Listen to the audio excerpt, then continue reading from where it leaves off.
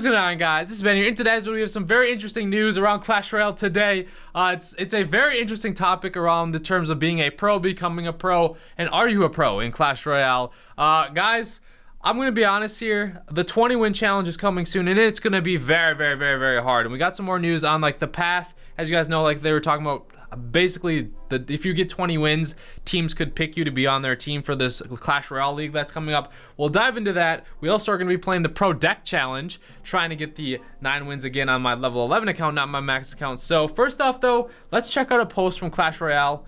This is in regards to what's the path to being signed by a pro team in the Clash Royale League. And this is what we're talking about with the 20 wins that'll be coming over the next few days. Definitely leave a like if you guys are hyped before that. And before we get into that, though, if you guys notice, the beard is trimmed. It's been a long time since the beard has been trimmed. That's because actually, for the long story short, my shaver that I love to use to trim my beard got really dull and I lost the charger for it. I have no idea where it is. I think we were traveling somewhere. I must have left it at the hotel or something.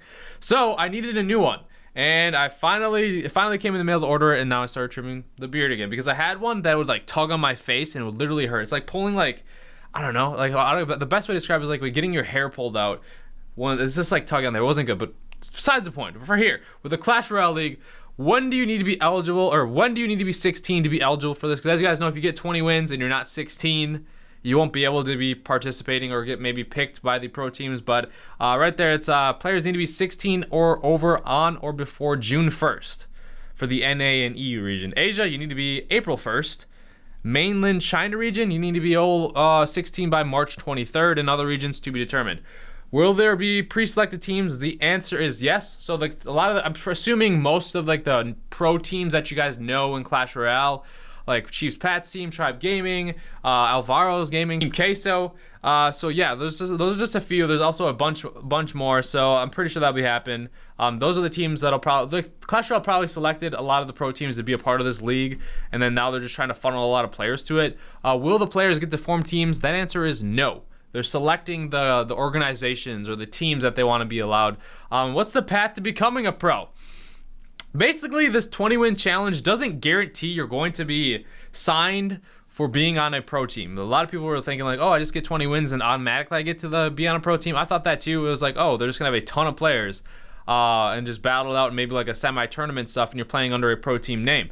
That's not how it's working. It's basically like it gives you the opportunity to maybe be signed by them if you catch the attention of that team. And then if you get 20 wins, Clash Royale might host some like challenges specifically for the 20-win players. And if you place well in that, then the pro teams might like sign you, get you a contract, and to make money off of playing Clash Royale, which is really, really cool. And then, so that's basically the pathway to go. It is like the 20 wins is like the first step to becoming that pro and getting signed by the teams. And then you basically have to like impress them with your winning matches or being able to travel. I don't really know, or if they already know you, if you're good, and then you can sign, become that. But now I want to talk about, am I a pro, guys?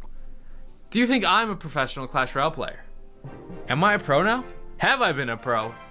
In the terms of like the top tier, super highest skilled, best players in the world winning tournament status?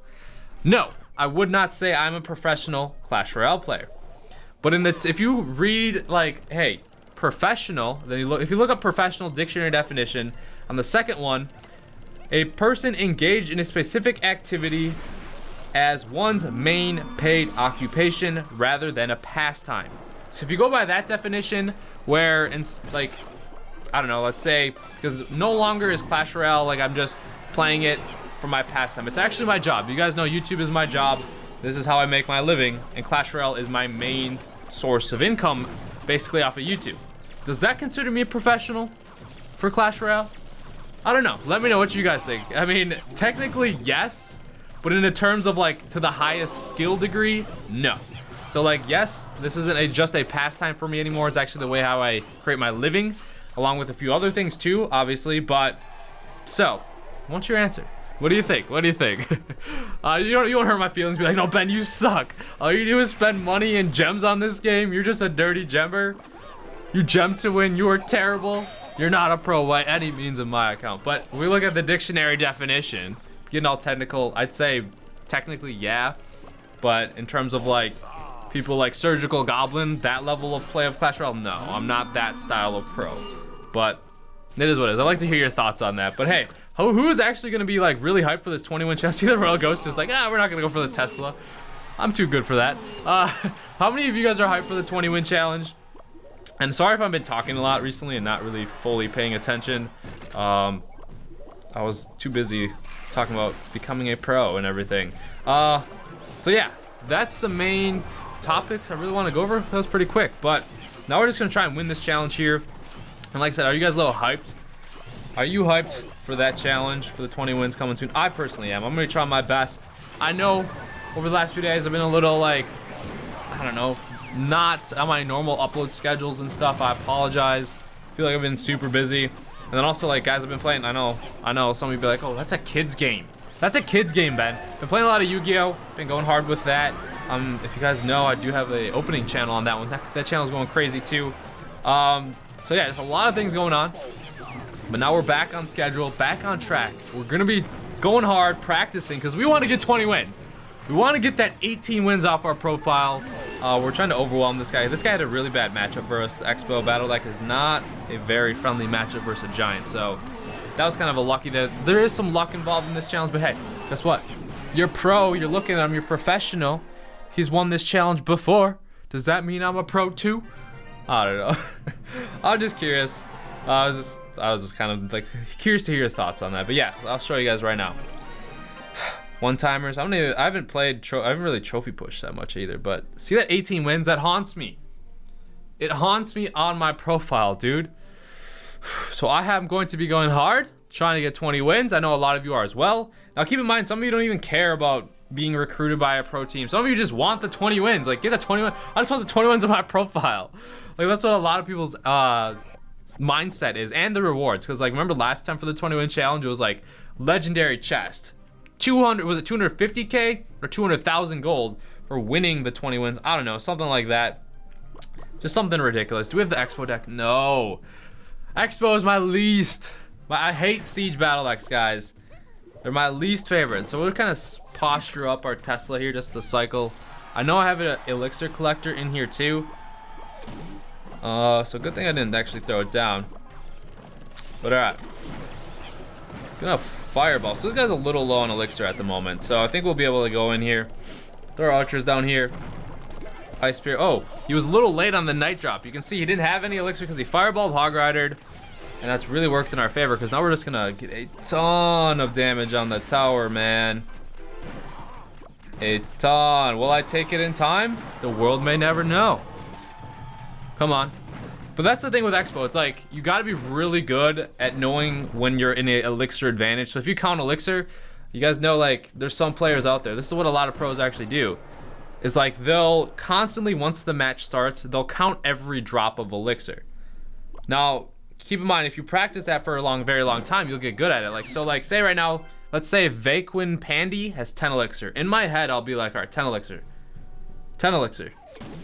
Now he's at 6 elixir. And then I'll slowly count like, oh, 7, 8, 4, 5, 6, 7, 4, like that. They'll kind of be a rough count. Obviously, not every player does that, but some of the top players, top level, you guys know that that's actually what they do. And it's, like I said, it's a skill that I don't really do. I mean, because it's hard to talk, play, and then keep track of elixir in the back of my mind. But some players do that, and it's really, like with the Expo decks, that's really helpful. Oh, we just gotta, I wasn't even planning on getting those goblins, that just happened. Being honest there. That was just my pro strats right there. No, so yeah, that, like, it's just weird. Not weird, is the Expo deck, I don't know, Siege is just not my favorite, I guess is what I'm trying to say here. Because you have to be very on point with knowing when you're at an advantage and a disadvantage, which some of the times I can feel it. Like, I'll know, like, oh yeah, I'm doing well here. I'm probably gonna actually lose my tower. Was a little late on the Tesla. That's okay. We're doing very well at almost taking his tower right now. So we're in an advantageous spot. I'll get a value fireball. If the fireball will launch, we had a little bit of the drop glitch. Thank goodness it was in time though. I'll log too. Just get the value on the tower. Now I just need to cycle, play defense. Not get my hog rider destroy, or not let the hog rider just destroy me.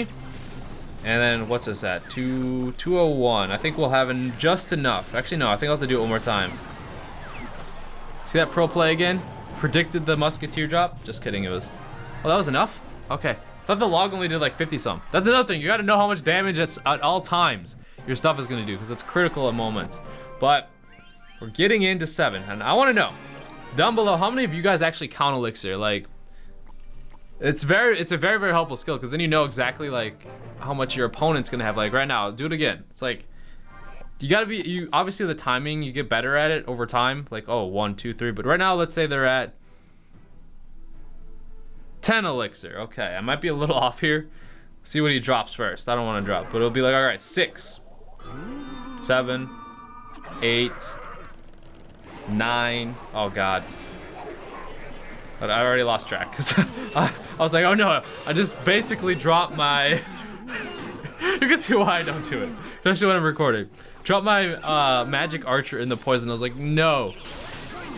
So then that totally threw me off, and I was like, oh God, he dropped the mega minion and the poison, and I couldn't keep up. So it's like, you get what I'm saying though. A lot of you understand it. How many of you actually do that? I'm very curious, because it's very tough. But if you can master that, it helps you. Puts you at a big advantage for Clash Royale, because then you know at all times like how much elixir they have to maybe counter you or not. Do I want to go in here? We'll go over on this side. The battle ram with the Royal Ghost. Dark Prince over here. So okay, you see that fast forward? That is called leg. That is called a big leg. Oh, geez, man. All right, well, let's see if we take that tower there. It's pretty hard on the splish. Then my Ice Golem was optimal placement. Totally whiffed on the Dark Prince. No, we don't want the tower just yet. We'll save it. We'll save it for now. Oh, we'll go Inferno Dragon. I don't know this Dark Prince. I was gonna say, I thought this guy had a P.E.K.K.A, which obviously he does. And this kind of is a bad scenario for me. I'm gonna have to like straight up just lose a lot of value here. Hopefully he goes for the Ice Spirit now, or Ice Golem, sorry. There we go. So now he's gonna poison right there. That's not very optimal. We're being realistic here. Dark Prince will eat that damage for now. If I save my Inferno Dragon for that P.E.K.K.A, we'll be fine. I thought that was gonna get to the tower. Jeez, man. Alright, so now we're just gonna throw on the Zap. Drag you over here. I actually don't want him going the other way. That's why I threw the Ice Golem that way. I think it would be kind of a little rough for me if I was dragging around the P.E.K.K.A for a long time. Alright, well, Magic Archer somehow getting some nice damage done. Go in here. Take it, man. There we go. Alright. Are we 7-1? Am I pro yet? I don't know. Well played, kind sir. Good luck, bro. Alright, so now we are at 8 wins. We gotta get one more. And it's actually nice because on this account, the gold actually means something. It's so annoying on the main account when I like win a challenge and the gold is just chilling at 1 million. And it's like, oh my God. I know it's like Clash Royale YouTuber first world gemmer problems, but still, trust me, it hurts a little every time I open up a chest and just don't get any new cards. Especially when we're hunting for cards, that's a little annoying. So we're going up against the Expo deck. That's the only deck with the Elixir Collector. And I'm going to give you the tip again. You want to memorize which decks are which. So we have a very good matchup for this. So I'm not even going to really worry about the Elixir Collector because I'm just going to focus on getting a big push that he really can't stop. I know this would be more optimal in double Elixir, but it's going to be very difficult for him to stop a Golem with a Night Witch behind him. And yeah, we'll go with that. So we'll throw on the Fireball, and I'm going to zap it. Extra value. Dude, I'm telling you, the instincts are on. And I zapped the Musketeer because it's we're going to be doing the most damage.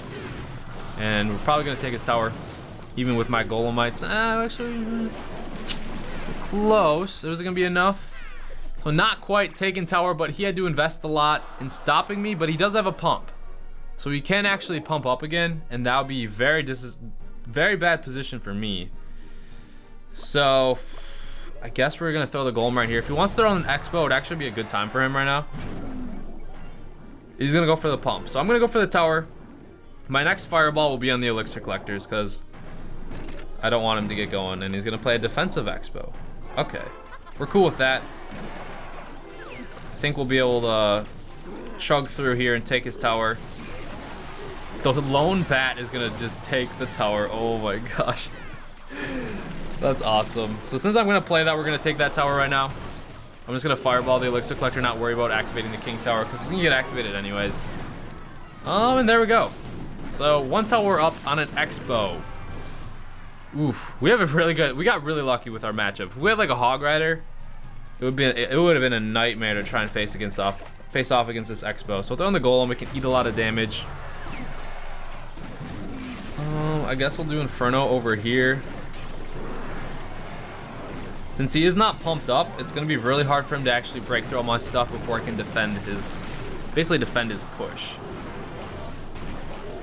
Oh, that was my missed fireball actually. I was actually supposed to hit the tower. Didn't end up hurting us that bad. Musketeer going off, you need to die. Jeez. Okay, so we got 20 seconds left. We're gonna see another expo. I have to throw my golem by it, wherever it is, and we'll be fine. So counter it, and then now he's not gonna have any time to actually take my tower. So, well played. Oh, I said, are we pro now? Are we pro yet? I think we're pro now. Clash Royale pro. I'm a pro now. I don't know. Oh, but other than that, let's read some other definitions. I have it still up. Relating to you're connected with a professional. I guess that's not even that good. A person engaged or qualified in profession. Am I a qualified Clash Royaler? Number 2 was engaged in a specific activity as one's main paid occupation rather as a pastime. Paid salary, a professional rugby player. Oh, I wish. All right, well, we got the victory. Hope you guys are excited for the 20-win challenge. Can we get a legendary? Dang, no legendary, that's all right. We got our prince, we'll take him. So I forget, is it Monday or Tuesday or Wednesday or Thursday? I think it's the 14th. Is that the correct? I think it's the 14th is when the 20-win challenge comes out. So we got a little bit of time to prepare. We all can become pros then. But I hope you guys enjoyed the video. Subscribe if you're new to the channel. Let me know what your thoughts, and I'll see you guys later.